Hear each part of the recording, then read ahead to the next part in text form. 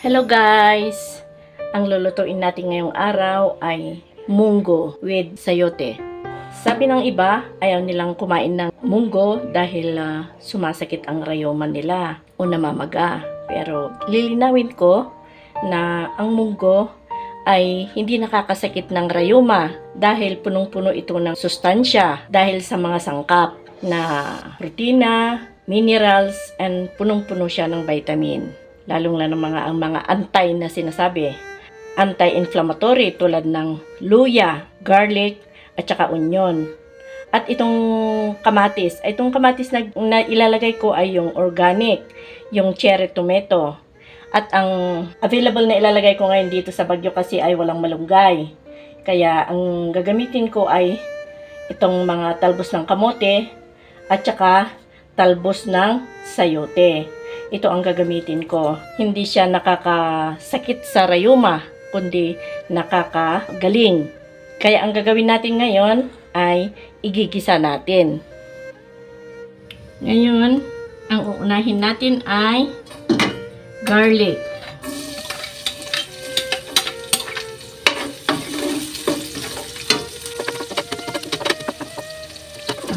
Pag medyo mag-brown na siya, lalabas na yung amoy, ay lalagay natin itong luya.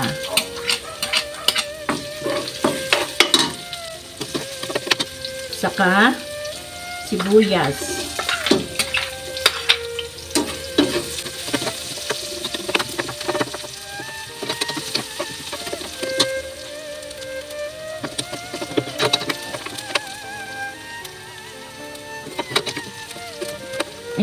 Medyo brown na siya, lumabas na yung bango, lalagay na natin itong kamatis.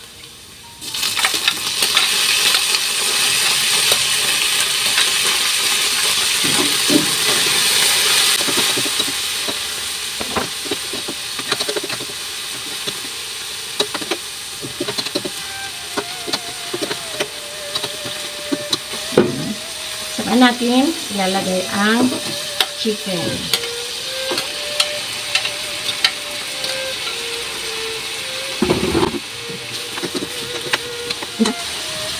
Takpan natin mga 10 minutes. Ngayon, buksan natin kung luto na siya. Pwede na. After na maluto ang ilagay natin itong talbos ng kamote at saka talbos ng sayote.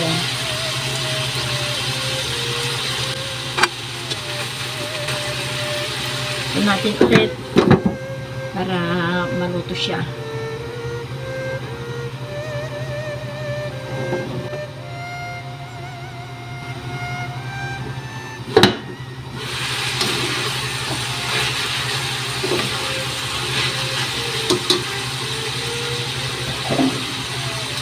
Ang ilalagay natin is bagoong.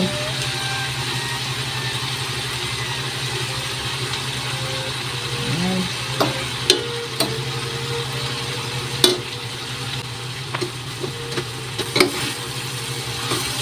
Hindi naluto na. Ngayon, ilalagay na natin ang malambot na munggo.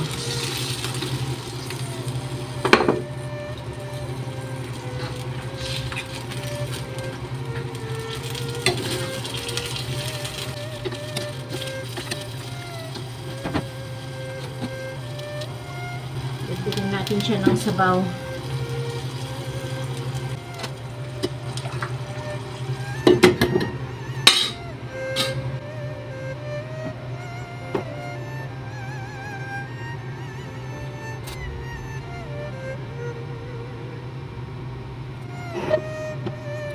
Yan, kumukulo na siya.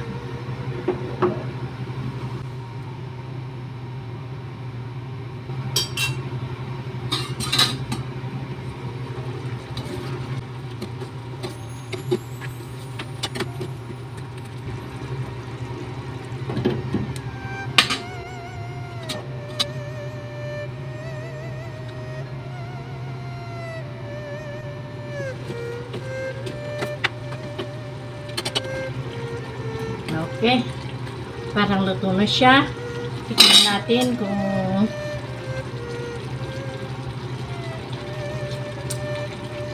tamang-tama ang lasa.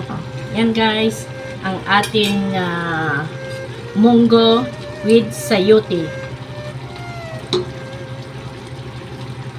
Patayin na